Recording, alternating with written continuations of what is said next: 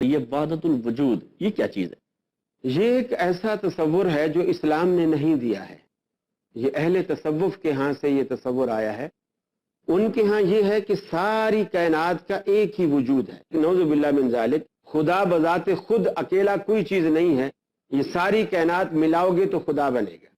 اس کو آپ یوں سمجھیے مثال سے، جو وہ لوگ اپنی کتب میں مثالیں دیتے ہیں وہ میں آپ کو تھوڑا تاکہ اس سے بات کی وضاحت ہو جائے، وہ یہ کہتے ہیں جیسے مثال کے طور پر ایک سائیکل ہے، اس کا آپ ہینڈل کھول کے دیوار پہ لٹکا دیں، اس کا ویل کھول کے دیوار پہ لٹکا دیں، اس کا پیڈل کھول دیں، تارے نکال دیں، ٹائر نکال دیں، ٹیوب نکال دیں، گدی نکال دیں، بیچ کا فریم نکال دیں اور کیلیں لگا کے ساری چیزیں الگ الگ لٹکا دیں، اور پھر کسی سے پوچھیں ہاتھ لگا کے کہ یہ کیا ہے، وہ کہے گا گدی وہ ہے۔ کہے گا یہ گدی ہے، یہ ہینڈل ہے، اور یہ فریم ہے، یہ تار ہے، یہ ویل ہے، یہ ٹائر ہے، یہ ٹیوب ہے۔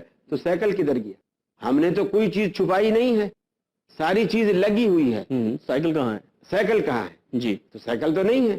اب جب ساری چیزیں جہاں جہاں لگنی ہیں، اگر وہاں وہاں لگا کے آپ سائیکل کو پھر اسٹینڈ پر کھڑا کر دیں، تو پھر کسی چھوٹے بچے سے بھی پوچھیں بیٹا بتاؤ یہ کیا کھڑا ہے، تو وہ کہے گا سائیکل ہے۔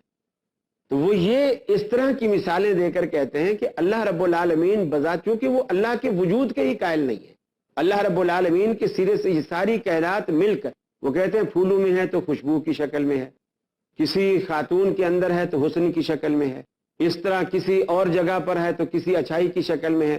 جس طرح صوفی تبسم کی کچھ اشعار میرے ذہن میں آ رہے ہیں، وہ غالباً کچھ اس طرح ہے کہ چاند تاروں میں تو، مرغزاروں میں تو ہے خدایا، کس نے تیری حقیقت کو پایا، تو نے پتھر سے دریا بہائے، تو نے خاک سے بیل بیوٹے اگائے، گل میں بھی مثل بو چھپ کے بیٹھا جو تو ہے خدایا، کس نے تیری حقیقت کو پایا۔